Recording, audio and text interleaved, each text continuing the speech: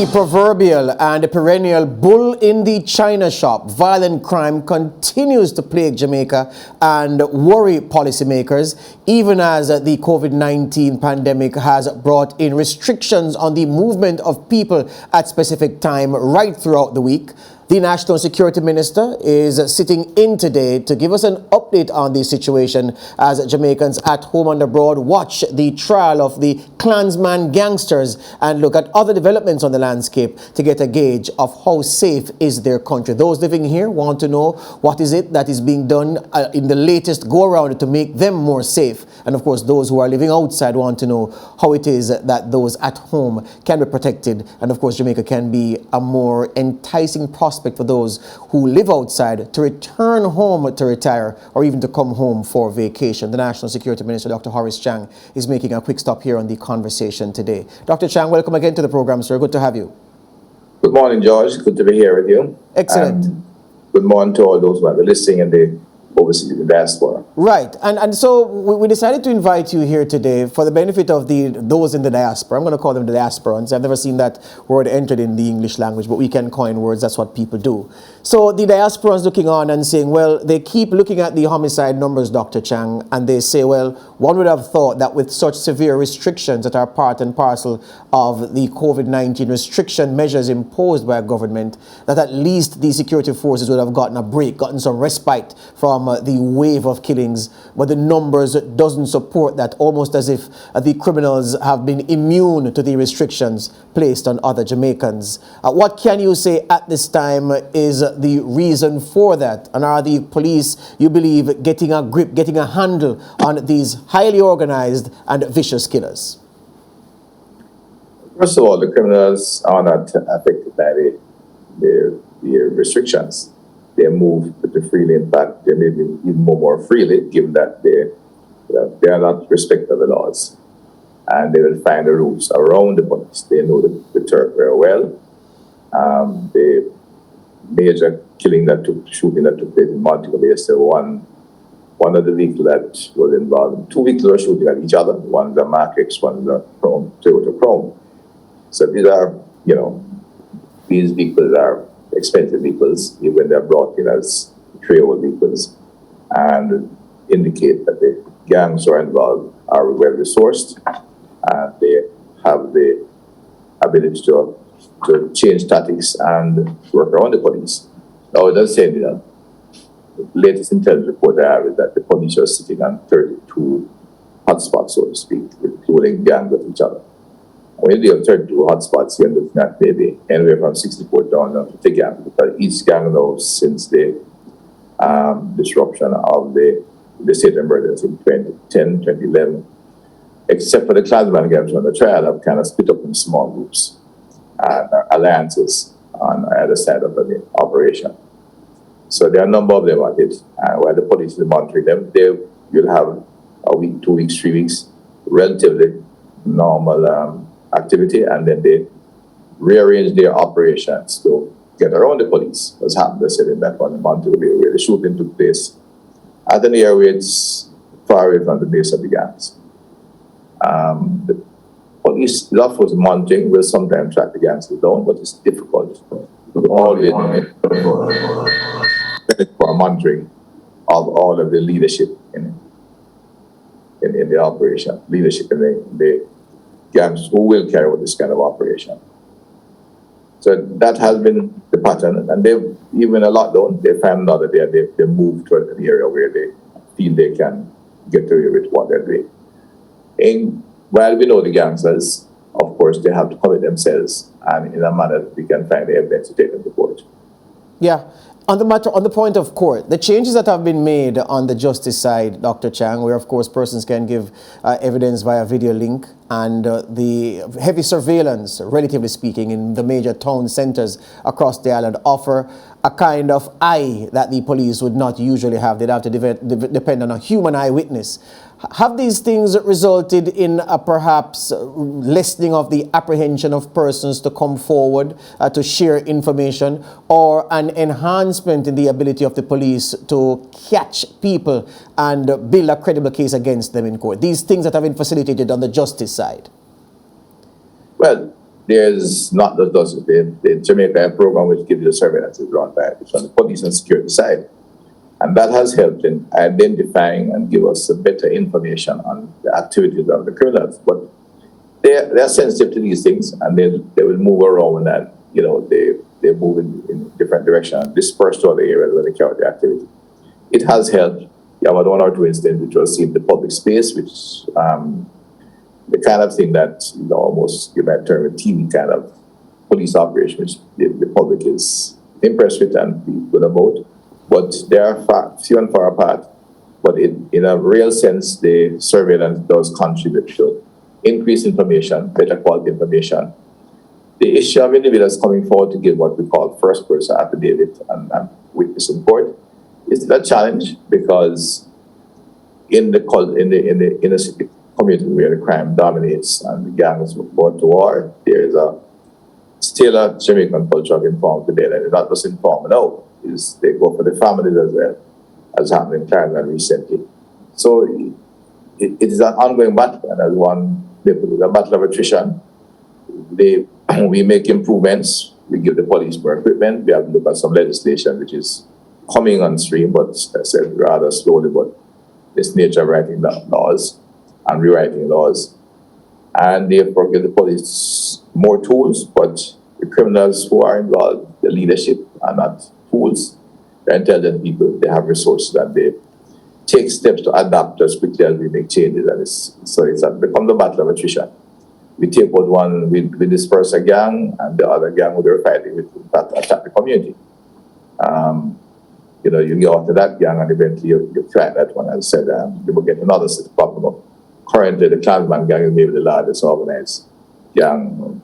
Divided into two factions that's left in the island. Others are still small. They operate small groups. Yeah. That's where go. But it's an ongoing battle, and the police is making adjustments. We will continue to invest in the force, and we'll get on top of them. But it's not something overnight. Well, here's the thing, though, Dr. Chang. There was a time when certain gangsters, and gangsters, for the most part, not all of them, live an ostentatious lifestyle, the cars, the jewelry, the flossing at parties and events, the women and everything else. But these were usually associated with certain towns, the northern part of the country, the North Coast, the Montego Bay, Ocho Rios to a lesser extent, Spanish Town, and so forth. But now, you have right across the island, you have people who live like they live the ostentatious lifestyle that people in the established communities for these kind of things live in Portland, in St. Mary, right across the island.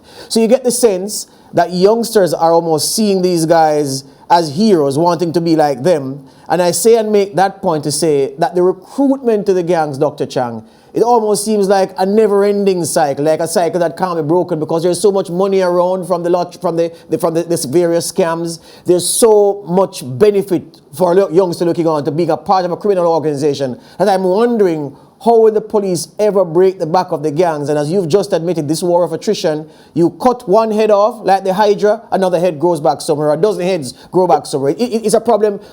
It can't be fixed, it seems. It can't be fixed. We have to fix it. It's not a debate. The country has to fix that problem, and the ministry and the government is on that course, and we'll get it fixed. But it's going to be a tough fight. Some of what is happening in terms of the gangs appearing in other communities outside of the traditional turf is some level of dispersion. As the police get more effective as they adapt. So the gangsters who used to wear the big chain and drive the Benz in the inner city have moved out, and even if they'll still live an ostentatious lifestyle, but they are less easily recognized.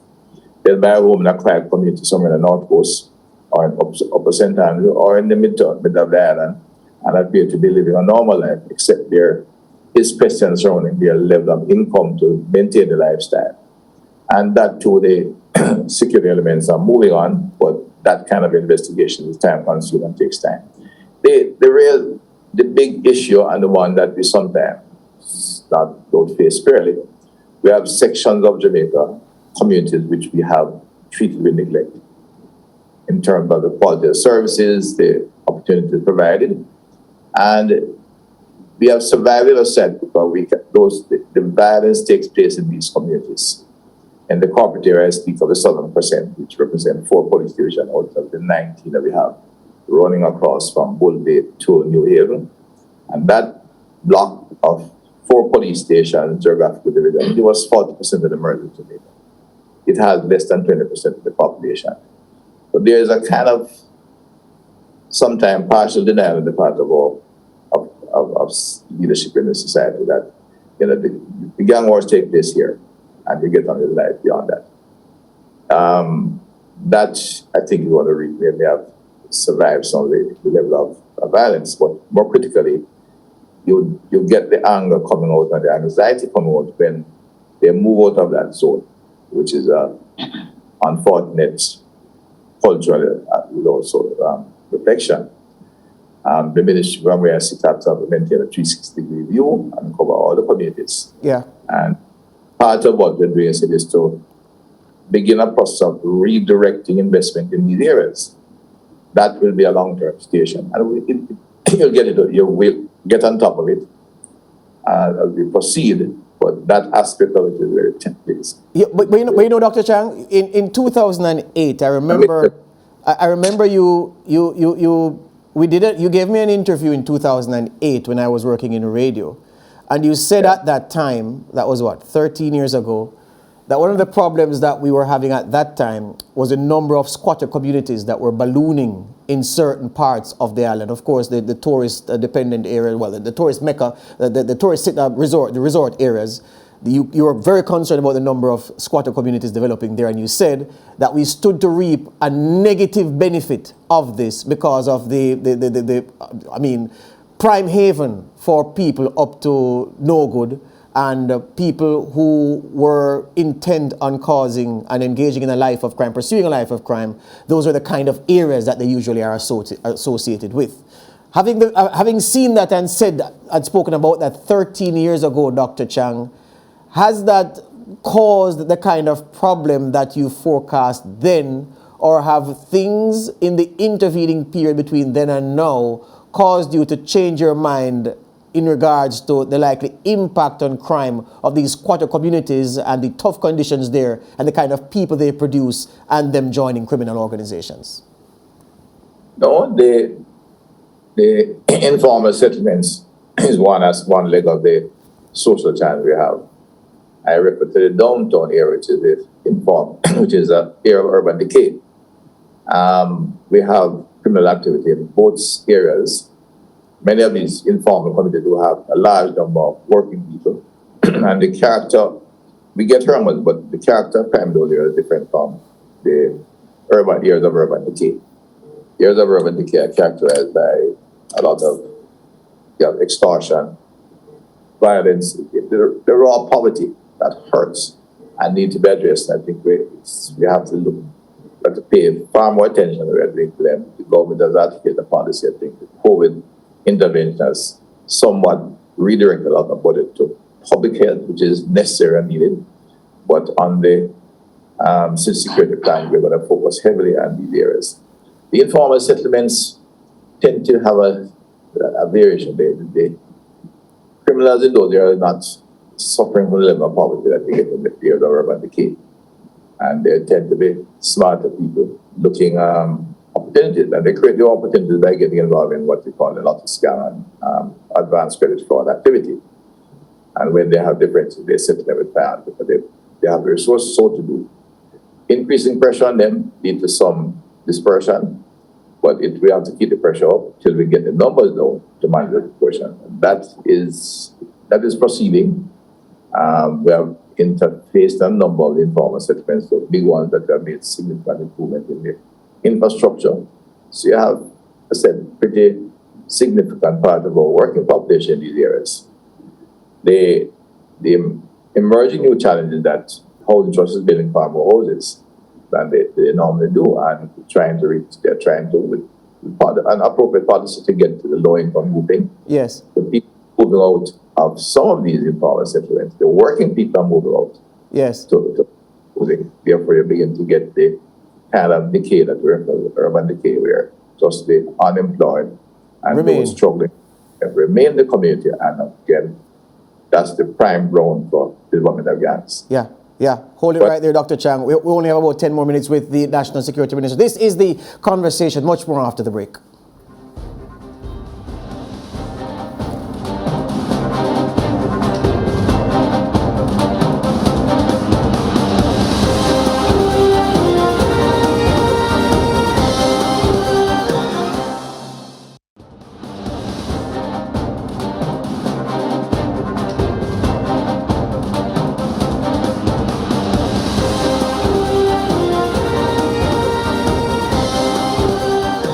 Back with us on the conversation, speaking with the Minister of National Security in Jamaica, Dr. Horace Chang. He's the Member of Parliament for Northwest St. James. Dr. Chang, I was in a diaspora forum recently where there was talk among many of the members there that the influence that the Member of Parliament in Jamaica has on the communities, that influence has waned. And the point was being made that whereas you may have had troublesome pockets within constituencies in the past, and an MP could talk to those making the trouble and perhaps help them to find an alternative to crime, or even if the situation got dire, bring the police to a certain area and identify those who are causing the trouble and cauterize it in that way, that the MP doesn't have that power anymore because of the changing dynamics of crime. As a man who has a constituency where there are affluent parts of Northwest St. James, but there are also communities that are designated tough in them, how do you respond to that? Do you still have that authority as an MP that persons believe MPs in the past had and wielded in terms of keeping order in their community, in their constituency? Well, I'm glad you ended the term people believe. Right? And it is kind of valid that you had politicians exercise control over criminal gangs. While they in the criminal gang at the time involving in street fights with buses and stones and green shirt, orange shirt, and quarreling over political turf existed, and there was some level of direction they take from politicians, especially at a time when a lot of work that went through in the system, so that building housing, estates, and roads were coming out of government. Those are long past. A scammer makes more money than not just the MPs and ministers of government. You have scammers make more money than the governor of the Bank of Jamaica, who may be one of the highest paid public servants in the island. So the economics is not done. Is not part of that scenario again. Their MPs were enjoyable, very respected in the communities, but the same way you divide the kind of urban decay downtown from uptown, and it's like two different worlds, which previous leaders have spoken of. Society used to speak of it to Jamaica very graphically from his earlier in politics. We function like that very much. They unfortunate, but that's the reality of it. And you have a lot of young men in the city communities making the kind of money that make them independent. Part of what keeps us allowed to survive with a society with some kind of order is that they still crave respect. And those MPs who can enter the community and work with the people in a direct way and have respect for the individuals, treat them with respect and work with them, they gain the respect of the community, and they can go in and they speak and operate quite freely. And when you do work that is transformative, such as really moving to upgrade the quality of the schools, the public health services, and get those who should benefit from part work, you retain that respect and your work, but it doesn't impact on their business, which is criminal business. Yes. That's just the reality of it. Yes. Whatever the hostility, but and they, as I said, they do crave respect. So when you go in the community and you show respect for the people around, people say, yes, you're the first person to show respect to my mother or my father. But was everything good? My style is my style. Some of them are even more. If you have a relationship, they're more graphic than that. I've had individuals walk to me and say, look, well, I know I'm going to die young, try and make my little daughter complete university because I don't want him to follow my style, but I am what am I? Yes. That's to get that kind of respect. So in a sense, they're right, but it's not the same kind of us that people have gone wild. Yes. Criminality is business. Yes. And that's the business that a number of young people have taken up. As the country moves on, both the police get better at disrupting the criminal business activity, they may choose another way and get into the legitimate pathway. And as we provide opportunities for the young people over time, we'll also heal that problem. Much of that. It's both long term and short term. In the short term, we have to do the best we can, which are moving is to the completely equipping the police, training of police officers, and save lives. Yeah, that's the operational already beginning. On the point of the police, Dr. Chang. On the point of the police, much of that forum was spent talking about the work of the police commissioner. And yeah. I didn't want to call them or say that their views were simplistic, but it's almost this feeling as if a police commissioner is supposed to be Superman. And if you have a strong police commissioner, crime will go down. And if crime is not going down, it means your police commissioner is not working. And that was the touch paper to light to talk about whether or not, in the form of Major General Anthony Anderson, there is the right man at the helm of the constabulary force. Based on your working relationship with him and what he has implemented since being in power and how the policy directive and the operational directive dovetails to help us in the situation we are in right now, are you confident in saying that the right man is at the helm right now of the constabulary force? I've said it before and I repeat that. I think we have an excellent commissioner of police and the other agencies that are involved in security, because it's a holistic picture about the army and the MOCA. We have some good people there, and I think they're the right people at this time. And he's evolving around him a good team of people as well, young officers, as well as his current deputies and ACPs who can do the job as Jamaicans. And if that's where this thing, I said they have misinterpreted or they take that, help. They have ideas, they can always challenge the commissioner. I don't get involved in the operation of the police. And this is what I think some of my diaspora friends are concerned about. But anything going to police force, because part of what we have to do was go to the commissioner's office. It's to professionalize the force. And that's coming, but part of what the commissioner needs is to have the appropriate level of manpower. The training and the recruitment is going.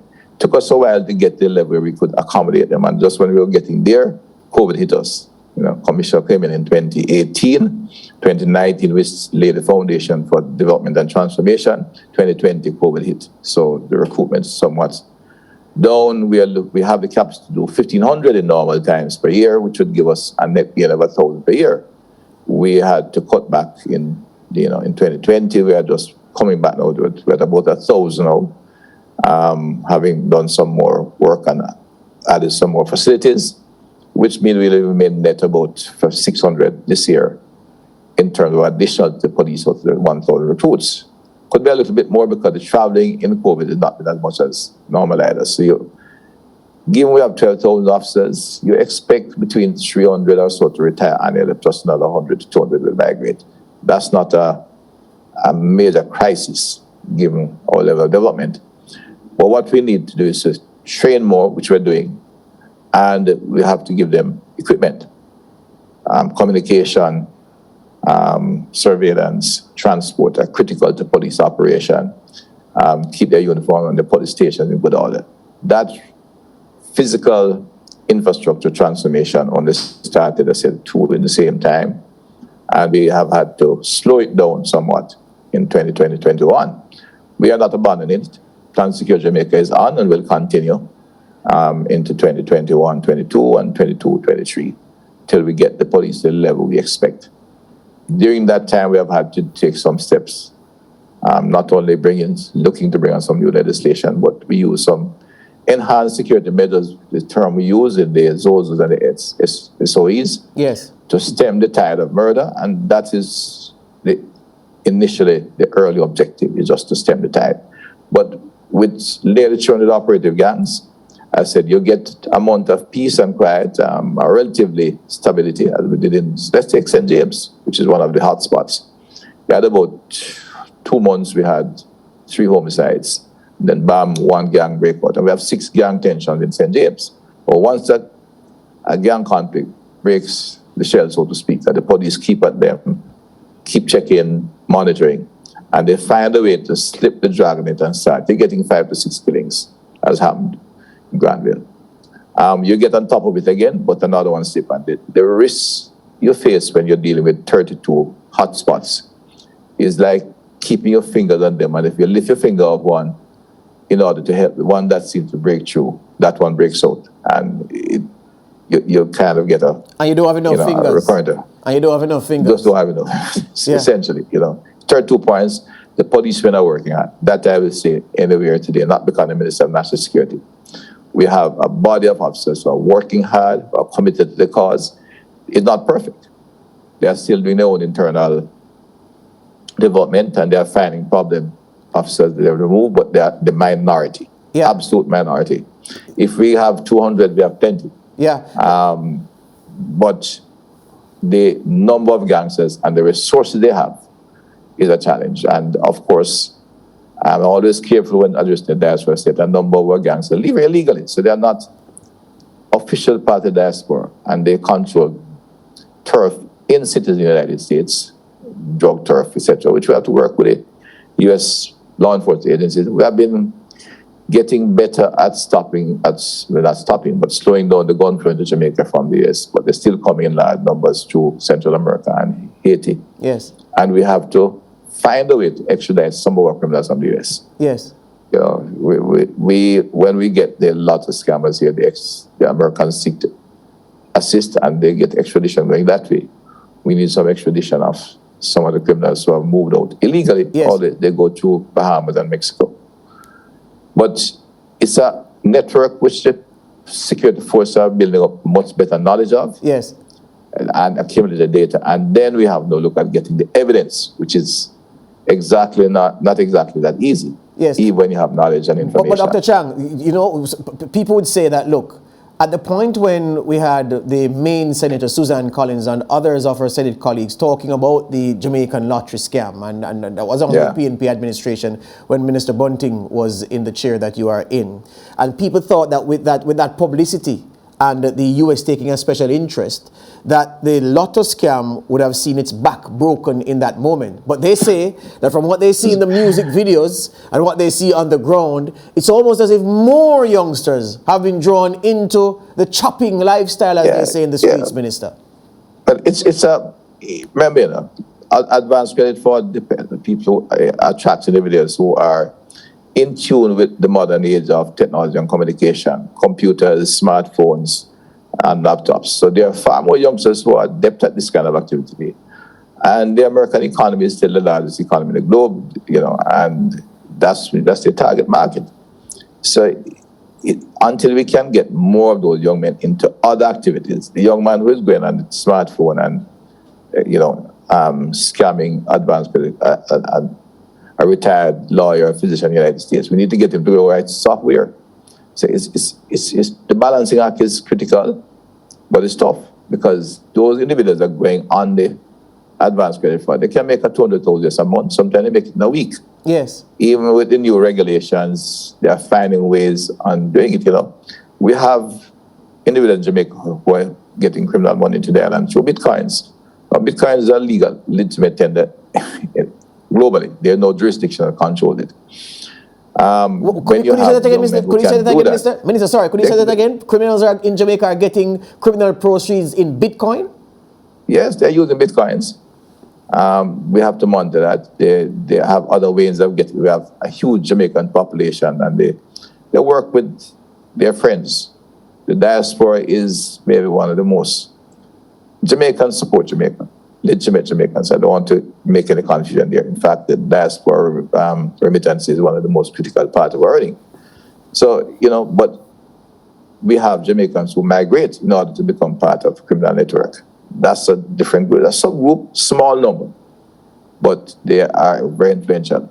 And when you get somebody in advanced credit fraud making $1 million a month, they find ways of getting it. If not Bitcoin, they will do it in somebody with or some other cryptocurrency. States.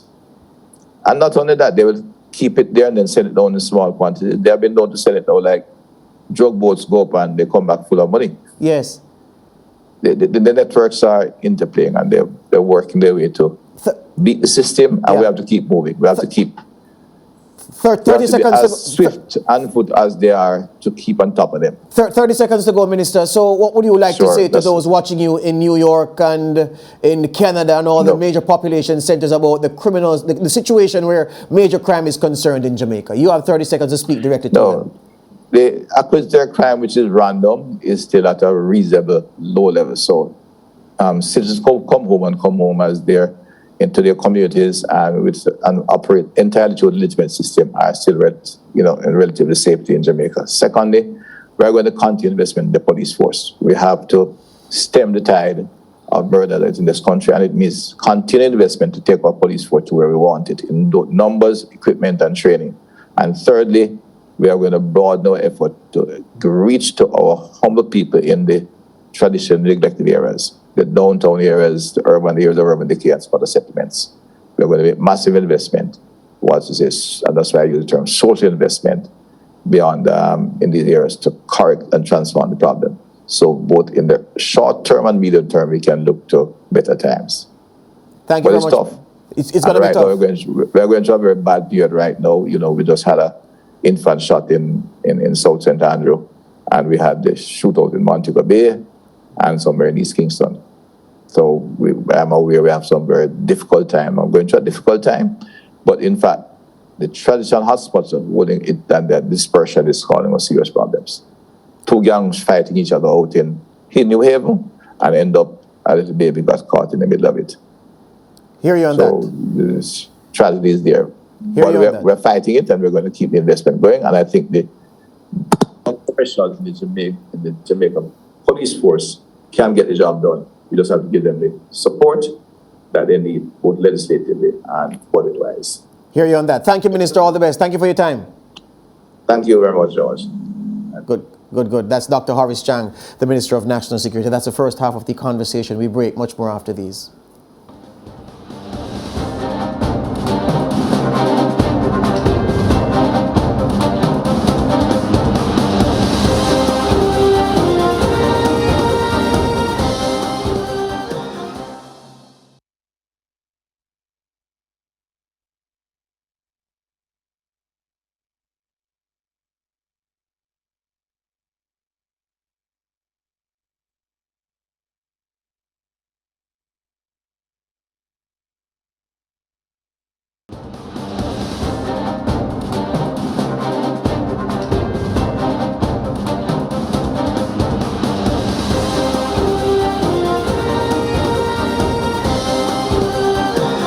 In Jamaica, the Sexual Harassment Prevention and Protection Act was recently approved by both houses of Parliament. The Senate did its business at the end after the House of Representatives had done its duty. And it's an important piece of legislation for obvious reasons. We are in this space where the respect for women and the abuses that men traditionally mete out to women, those things are frowned upon. And of course, the respect for women is primary now. It should have been so from the beginning of time. But that's not how history has gone. And the legislators in this country, like so many parts of the world, are ensuring that from here on in, there is legal protection for how women are treated, how men behave towards women, and critically, how women behave towards men as well, because the Sexual Harassment Prevention and Protection Act does not exist only to protect women, but to prevent anyone who is the victim of unwanted advances. And so we thought it necessary to invite one of the lawmakers, an opposition senator. She's been a member of the upper house since 2013, Sophia Fraser-Binns. She's an attorney at law. She's also the opposition spokesperson on land, environment, and climate change, to talk about the legislation, key provisions, so that you can understand what is it that the Parliament has done by this important piece of legislation. So I'm going to speak with her right now, as I noted, about some of those provisions. Senator, welcome to the conversation. Good to have you here. Thank you for having me, George. And how are you? I'm very well. Good to hear Wonderful. From you. All right. The legislation comes at a time when the world is moving or is looking to move in a way where certain things that used to happen to women especially, not women exclusively, but women especially, are, well, it's more than taboo. They've made efforts to ensure that there is recourse where unwanted advances are concerned, so as to regulate behavior in workplaces, in public spaces, and just generally to compel people to change their behavior, to relinquish their traditional beliefs and their traditional practices so that there can be respect for all, as I noted, in workplaces and of course in other spaces. The Jamaican government, 3 administrations later, has taken this very important step of passing this piece of legislation to ensure that we are not left behind in this move. In sum total, Senator, what specifically in the Jamaican context does this piece of legislation exist for? And I wanted to frame your answer, of course, not just in the local context, but in the global context. Right. Thanks for that, George. I was saying that we can't divorce ourselves. In Jamaica, we can't divorce ourselves from what has been happening across the world, particularly in the United States of America with the Me Too movement. Because as you would have seen, it is as if women have gotten a new voice in terms of speaking about the sexual harassment and unwelcome advances to them over many, many years. But not only that, but they have also sought to get some form of redress. And in Jamaica, we have not isolated that international occurrence from what's happening now. Because what presently obtains, you find that in various workplaces, they may have sexual harassment policies, or there may be some indication or some mention or provision in their HR policy or in their workplace policy that sexual harassment is not encouraged. And when that does take place, then what you find is that the person normally goes through a disciplinary process. But that is not across board. It's only in some institutions. The other fact is that 1 in 4 women have been victims of sexual harassment, and it's not something that is spoken about. The other thing I want to say in terms of, before I get to answer the implication, is that this piece of legislation is groundbreaking because though the majority of the cases are women, the fact remains that men are also harassed at work. Yes. And this piece of legislation is gender neutral. So it protects women, but it also protects men. And that is something that, I just want to share with our listeners. Now, it is so important because any form of advance that brings about any kind of discomfort by a person, whether male or female, is something that must be dealt with. And, in Jamaica, we have a culture where we see a young lady and we say, boy, you look good in a dada, yes, or come and rub you or something. It's just what we do, the way you look good, I have to ball out, you can't yes, go spoon in your mouth. Yes. That is really our Jamaican culture. And for a lot of women, this is something that, it's just a part of our culture. But for some of us, and even if it is just one person, then it ought not to happen. And for some women, it is an embarrassment, it is an insult, it is an assault. And it takes on a new meaning when that kind of harassment is done to pursue another objective, whether it's because you want a promotion or you want to get employment, or in the case of landlord and tenant, because the tenant can't pay his or her rent, whether it's in a school situation where the teacher believes that that the student has to do certain things in order to get a particular grade or yes, to pass, then, these are some of the matters that the Sexual Harassment Act seeks to deal with.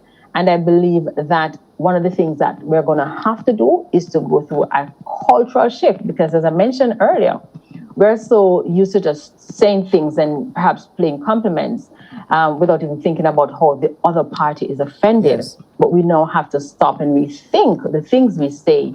And if we don't do that, then we will now have to subject ourselves to the provisions of the Sexual Harassment Act. And I think it's a piece of legislation whose time has come. Yes. It has passed through two administration, and I really just want to commend former Prime Minister Portia Miller, who started the process, and certainly commend Minister Babsy Grange, because as a member of the Joint Select Committee, I can speak about her commitment yes, to having this piece of legislation passed.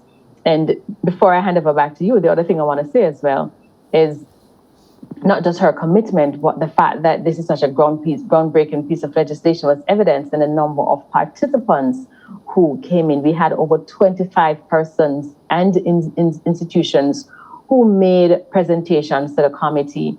And even after we, ended it at the time and said we're cutting off here, a person still wanted to comment, and we allowed them because we thought it was so important to get the views of all Jamaicans who wanted to speak, who wanted to share their views. Because at the end of the day, this piece of legislation is for all Jamaicans from every walk of life, males and females. And it's something that I'm very proud of to be a part of. And as I said, I commend the minister for the work that she has done, and former Prime Minister Portia Simpson. And I think, once persons start to buy into it and we start a public education, then we will all see the benefit to be derived from this piece of legislation. All right. Comprehensive response, Senator, as I expected. Here's the thing, though. In reading it, and I'm going to quote from the schedule to the bill, which, of course, was passed.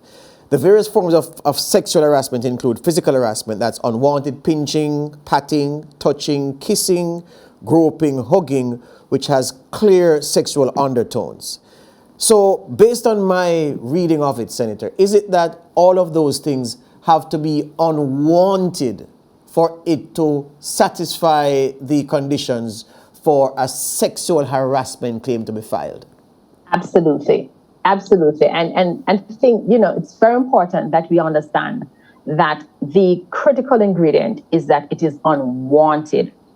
That, well, at least one of the critical ingredients that is unwanted. So, George, if you were to say to me, boy, Sophie, you look good enough, or you come here, touch me, or you pinch me, and yes. I love it, it will not be deemed sexual harassment because yes. it is something that I welcome yes. and I like it. But you may do the same thing to another female, and she may be offended. Yes. And the very fact that she's offended, and if it falls within the context as provided in the law in terms of the benefit to be derived to the offender, then clearly that will be deemed as sexual harassment. So here's the thing. It's very important yes. that, and I'm happy you raised it, because a lot of persons have been saying that, what, that means you can't compliment somebody, or, we're changing how we do things. It's not intended to do that. Because if you compliment a lady, or if a lady compliments the gentleman and he likes it, then it cannot be deemed, or it will not be deemed sexual harassment at all. Based on how this is set out, Senator, all right, so we've agreed on that. But here's the thing, though. What if, scenario now, a gentleman touches a woman, he pinches her, he does many or most of the things that are listed here as various forms of sexual harassment, physical harassment now. In the moment, Senator, she says nothing, she doesn't say stop, she just, she plays along then, to use for want of a better phrase. She says nothing, he leaves feeling everything is okay. He goes to his desk, she sends him a message to say, what you did just now, I wasn't comfortable with what you did, and I'm going to tell the responsible officer here that you sexually harassed me. Yes. Is that sexual harassment? Because remember, in the moment, she never made it apparent, notwithstanding clear, that the attention was unwelcome. He did what he did. She said nothing. She did nothing to stop him. She didn't say stop. She didn't say no. She didn't say anything. But afterwards, she messaged him and told him directly that what you did, I didn't want you to do that. I'm going to file a claim against you. Is there a case to be made from that, given that we agreed that the attention has to be unwelcome, and for it to be unwelcome, it would have had to be stated from the woman's perspective or the victim's perspective that I didn't want the attention that you gave me? That's an interesting question, because, it's a position that my friend in the Senate, Senator Crawford, advanced as well. And I do sympathize with him, because I can see that the challenge that will arise.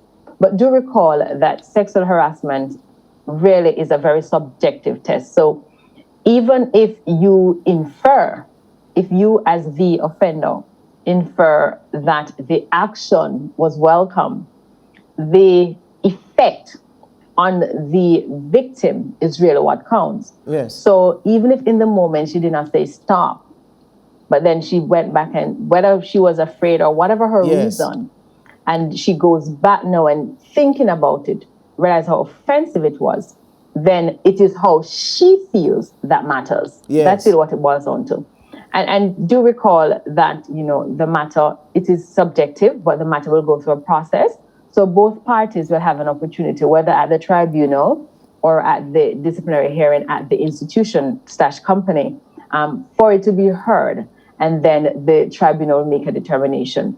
But the fact remains is that it is a subjective test. It is about how Sophia felt. Yes. It's not about how George feels saying I look good or anything, but it's about how I feel George having said that to me. And that is something that is very important. Section 30, Senator, says, pursuant to a report submitted under Section 29, subsection 5, where the tribunal finds there is no evidence of sexual harassment or the complaint is frivolous or vexatious, the tribunal shall in writing inform the complainant, any person against whom the complaint was made, of the facts and reasons for its findings, and the tribunal shall take no further action in relation to the complaint. In other words, if the claim is dismissed, then that's the end of the matter. But you know very well that if someone in an organization, with all intents and purposes, the best of intent, the office may know that this complaint has been filed and that these two people are engaged in a procedure which escalates from the level of the company, because the company feels there's a bigger case to answer. So it goes to the tribunal. The tribunal seeks to find fact, Senator, and says, okay, well, there's nothing here. There's no evidence to support the claim. You are free to go. But there may be, Senator, reputational damage from the perspective of the person charged or accused of being a sexual harasser. So I'm saying the Parliament found it sufficient not to add anything to this, to say that after the claim is dismissed, that's just it. There's no action from the complainant, no apology, no recourse for the reputational damage that the person who it turns out was falsely accused faced. Is it acceptable for it to just end there with the dismissal of the complaint? Well, again, it is one of those things that we had some debate around, and we are not going to find a solution that satisfies everyone. But I want us to go back to the purpose and the intent of the act. Yes. And the purpose and the intent is to protect the victim, in this case, the harassed person. And the other thing I want us to bear in mind is the context within which this harassment takes place. It is in a context of a workplace, in a landlord-tenant relationship, and in an institution.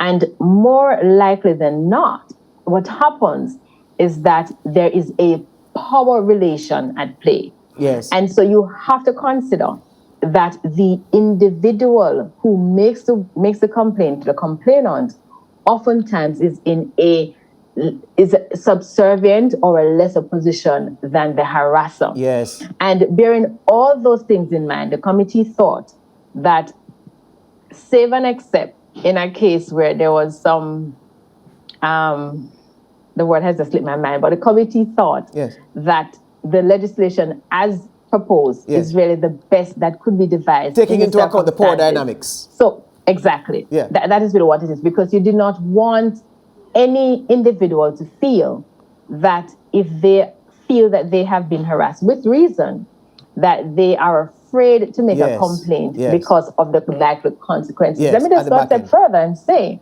that in the contribution in the Senate, one of our members raised that same point and indicated that there should be some kind of redress to the person if it is found that he was in fact not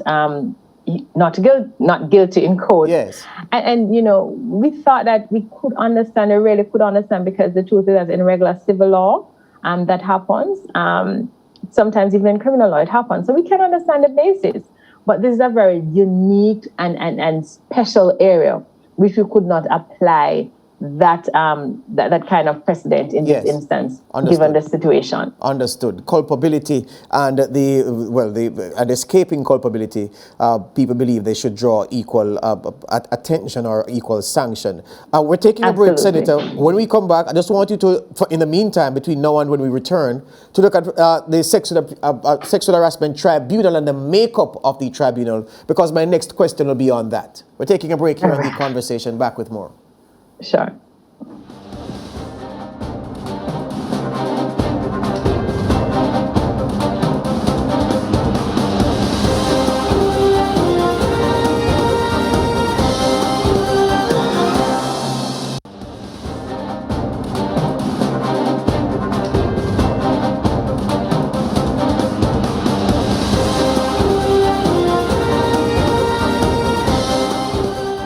The Sexual Harassment Act has passed through the Parliament, Prevention and Protection.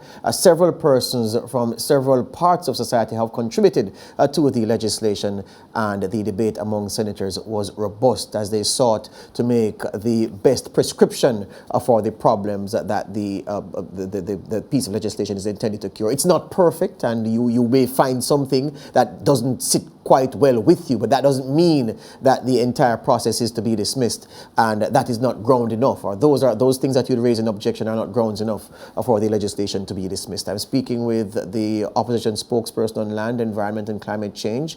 She is Senator Sophia Fraser-Binns, an attorney at law by profession, and she's been a member of the upper house for 8 years, since 2013, when she was sent there by the People's National Party. Senator, Part 5, Sexual Harassment Tribunal. Here's this thing now, Senator. I'm reading it. There is hereby established the Sexual Harassment Tribunal, which shall, subject to subsection 3, consist of 14 members appointed by the minister. It says, pursuant to subsection 1, at least one half of that 14 shall be females. Why? If it is, as you said at the top, this thing is groundbreaking, Senator. You said it, because it's gender neutral. It recognizes sexual harassment against both men and women. I know your answer probably will have something to do with power dynamics, but if we are to have a tribunal of 14, why must, the law says, no less than 7 shall be female? Why? Thanks for that question. And you will bear with me a little while I go back before I come forward. No problem. You do recall that the world has been moving in a direction where more women are represented at the table. You find that the workplace is populated mainly by women, political parties is populated mainly by women, but the leadership generally are dominated by males. And so there has been, certainly in the last 10 years or so, there has been an effort to have women at the center of the table. And this is not unique to Jamaica. We have seen efforts by both sides to have more women involved in the politics, more women involved in the more women in the legislature, and certainly at the court, the Supreme Court and the Court of Appeal, we have more women involved. And in the private sector, you do recall that Jamaica, I think maybe 5 years ago, was one of the countries that had a significant number of women in our boardrooms. Within the public sector, I think it's a PBMA, but don't quote me on that, but yes, there is a particular regulation that seeks to encourage more women involvement in the decision-making process. And in the last election that was held, you would have seen that for the first time, we literally have broken the screen where we have more women involved in the Senate, in the politics, but certainly at the Senate. Yes. And on my side, we have a 50-50 split. Now, I quickly ran into that history because what I want to show is that the establishment of the tribunal vis-a-vis having a 50-50 split, yes, must not be seen in and of itself, but must be seen as a conscious effort by political leaders to have more women involved in the decision-making process at all levels. Yes. And so the requirement here for there to be a 50% women representation on the tribunal, in my mind, is in keeping with what we have been doing over the years, and certainly what has continued by this government. Save an except, Senator. But hold on. But here's the thing, though. We spoke earlier about the law being crafted in a way so as not to present an obstacle for a woman who has the small role in the power dynamic between a man. So a landlord, a male landlord, yes, and a female tenant, or a male boss and a female employee, or yes, a male supervisor and a female clerk, whatever, the power dynamics. So we said, look, we don't want to put anything in the way to prevent that woman coming forward and reporting sexual harassment. We want her to be free. What I'm saying to you, the way the tribunal is set up is to be comprised under law, Senator. Don't you think that that is almost sending a man to that tribunal feeling, I am going to be found guilty because 50% of those who I will appear before are women. They will never side with a man in things like these. What about accounting for the man's state of mind and comfort in that room in front of that tribunal, in the same way we have accounted for the woman's traditional role in the power dynamic and removing any obstacle from her where she is to make a report, make a claim of sexual harassment against a man who holds the whip hand in the power dynamic. Well, you know, George, the converse is true, because if 50% of the tribunal consists it's just at of least, women, you know, 50% at least it could be 7 women. It could be 7 so women. There's equality. Yeah, it could be 7 women. And so, you know, I can't support that argument. But if we were to go down that road, remember what I said earlier, that the facts, not the perception, but the facts support that more women are in fact victims of sexual harassment than males. But in my mind, the decision to have a 50-50 split was not limited only to the fact that more women are victims, but because there is a conscious effort to ensure that women have an equal seat at the table as men. And let me just say that males do not have to feel that they are coming, that is going to be a witch hunt. That's fine. Yeah. That is going to be a witch hunt or anything of the sort. Because the fact remains is that they will have 50% representation. No. But hold on, Senator. Hold on. Remember, you know, based on how the thing is worded, it is not a 50-50 split. You know, the law does not say it has to be a 50-50 split. The law says 50% has to be women. So it can be all women. That would be perfect, you know. It can never be all men based on the wording. It can never be all men, and it can never be a situation where men outnumber the women. It has to be a situation where the women are at least 50%. And I'm saying, in the spirit of gender neutrality and in the spirit of fairness. And yes, I know, Senator, that look, we men, we are responsible for us even having legislation like this in any country to start with. That's true. That can't hide behind that. But I'm just saying that to make a man comfortable going in front of a tribunal, my gosh, at least 50% women, he's going into a kangaroo court. He's going into somewhere, Senator, where he feels as if his fate has already been decided. And I'm just saying maybe the legislators could have done something else where this is concerned. No, but you know, again, I want us to look just beyond the letter and look at the spirit of the law. Yes. And the spirit, the purpose, and the intent was to ensure that women have an equal stay at the table. And I have no reason to believe, and I know I'll get the support of all my colleagues who sat on the Joint Select Committee, that the intent is for men to feel that their interests or their voices will not be heard in a very objective way. But what we're seeking to do is to have women who are the victims, the majority of the victims are women, to let them know that there you have at the table someone who will listen to you. But remember as well, that it is not just one person. Yes. Because every tribunal will have to listen to the facts. The tribunal will then determine the process and their own consideration. But there is a rule of law that you have to look at the facts. And though it is a subjective situation, when the matter comes before the tribunal, they will have to look at the facts presented to them and then make a determination.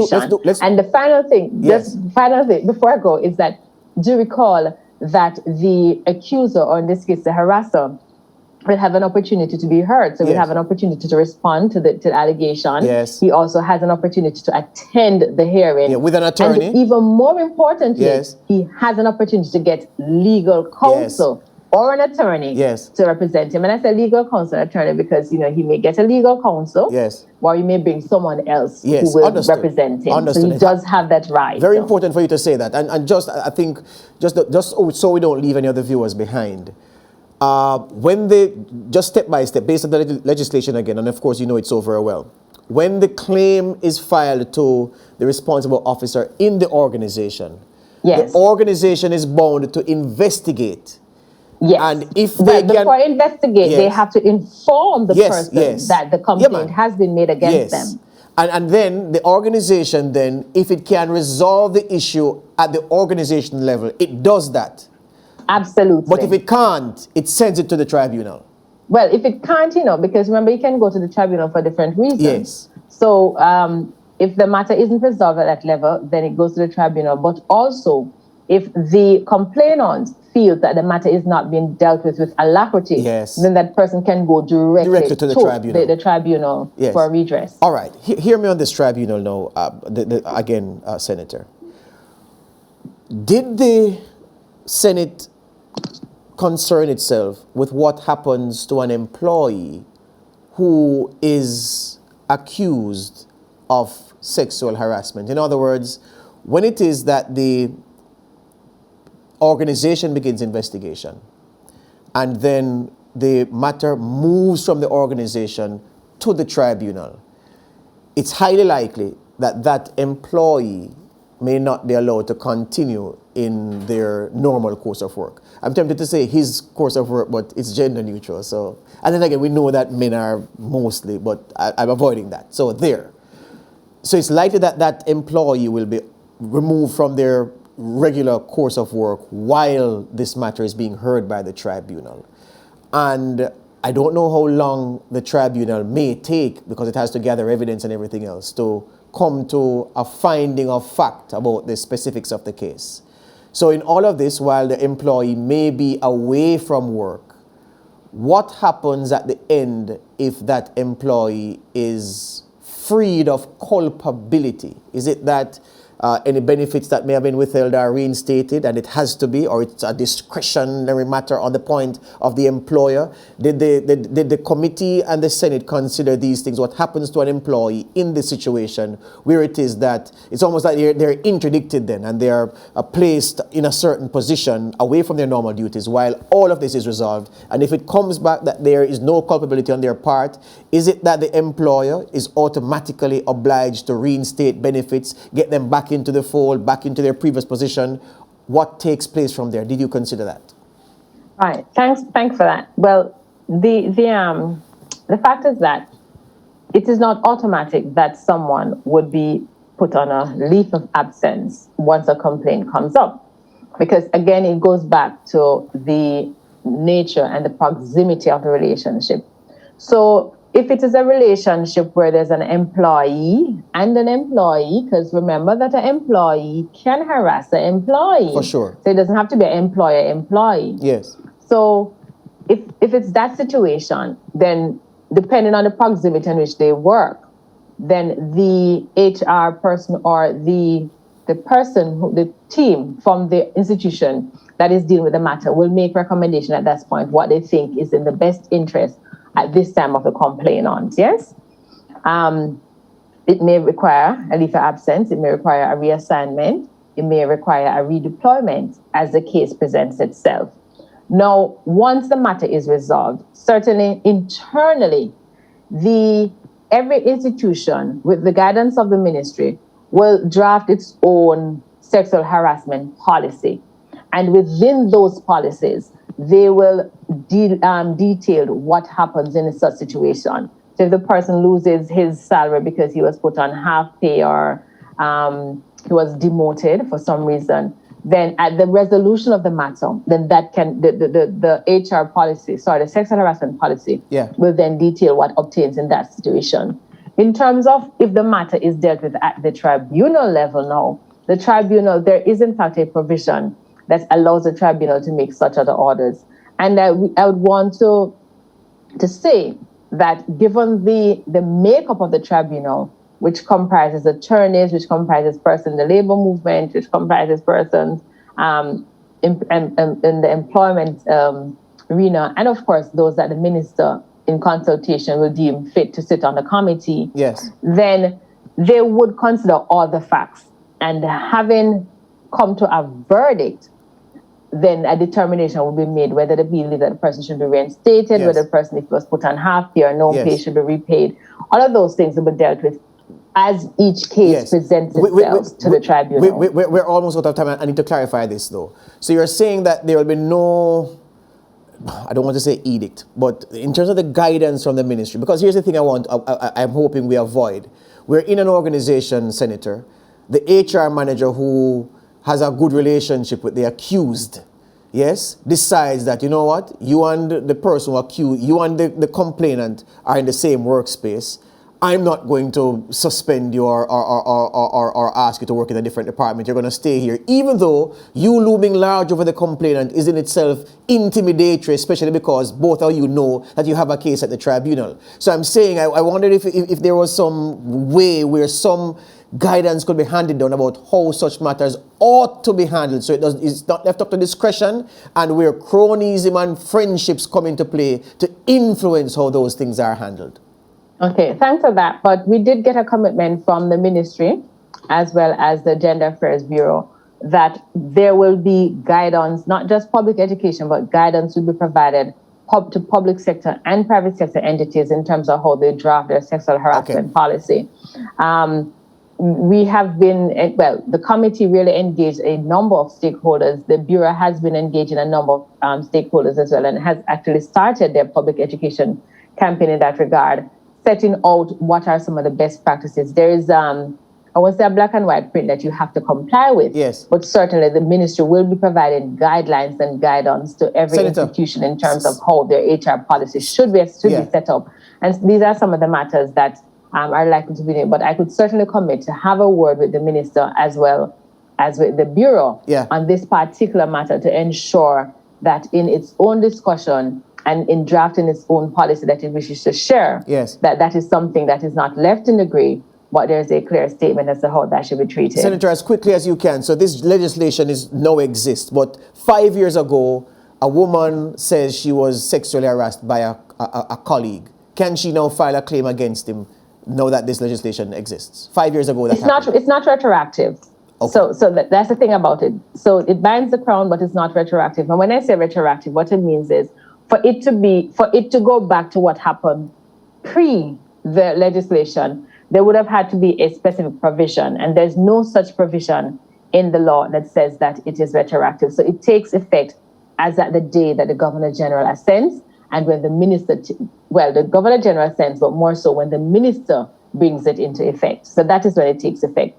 And even after the Governor General assents, remember that there is a period, I think, of 12 months, that every institution, every school and workplace will have to do what is required, to undertake all the administrative work that is required so that they can adhere to the provisions in the Act. And the final thing, I know we're all the time, the final thing I want to say is that in terms of, because a lot of discussion was had on this particular point as to how long before one can bring an action.